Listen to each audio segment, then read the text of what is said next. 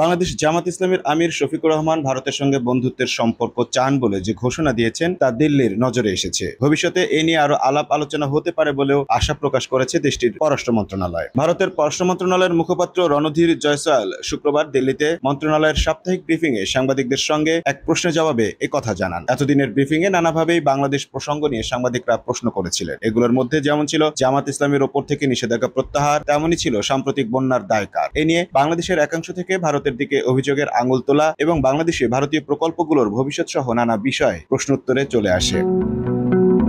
আবার যুক্তরাষ্ট্রের president Joe Biden এবং ভারতের প্রধানমন্ত্রী নরেন্দ্র মোদীর মধ্যে ফোন আলাপের পরে দুই দেশ পৃথকভাবে যে বিবৃতি দিয়েছিল, সেই বিবৃতিতে বাংলাদেশকে নিয়ে দু ধরনের বক্তব্য আসার প্রসঙ্গ উঠে আসে পররাষ্ট্র মন্ত্রণালয়ের সংবাদ ব্রিফিং এ। বাংলাদেশ জামাত ইসলামীকে নিষিদ্ধ ঘোষণা করে শেখ হাসিনা সরকার গত 1 আগস্ট যে প্রজ্ঞাপন জারি করেছিলেন তা 28 আগস্ট প্রত্যাহার করেছে ডক্টর ইউনূসের অন্তর্বর্তী সরকার। এরপর দেশের সংবাদ মাধ্যমগুলোর সঙ্গে মতবিনিময় করতে গিয়ে জামাতের আমির ডাক্তার শফিকুর রহমান বলেছিলেন, ভারতের সঙ্গে সুসম্পর্ক গড়ে তুলতে তার দল আগ্রহী। জামাত আমিরের এই মন্তব্য নিয়েই ভারতের পররাষ্ট্র মন্ত্রণালয়ের মুখপাত্র রণধীর জয়সওয়ালকে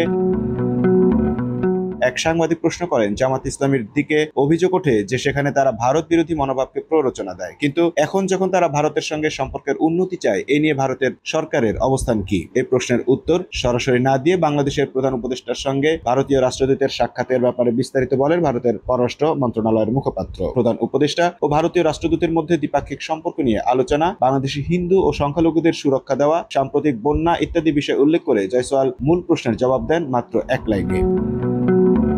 প্রশ্ন করা সাংবাদিককে উদ্দেশ্য করে তিনি বলেন, আপনি অন্য যে বিষয়টি প্রসঙ্গ উত্থাপন করলেন, অর্থাৎ জামাত ইসলামের বন্ধুত্বের সম্পর্ক প্রসঙ্গে, সেটা আমাদের নজরে এসেছে এবং আমরা আশাবাদী যে বিষয়টি নিয়ে পরে আমরা আরো আলাপ আলোচনা করব। অন্য এক সাংবাদিক জামাত ইসলামের ওপর থেকে নিষেধাজ্ঞা প্রত্যাহারের ব্যাপারে মুখপাত্রের কাছে জানতে চাইলে রণধীর জয়সওয়াল বলেন, আমরা বিষয়টিকে বাংলাদেশের অভ্যন্তরীণ বিষয় হিসেবে দেখছি।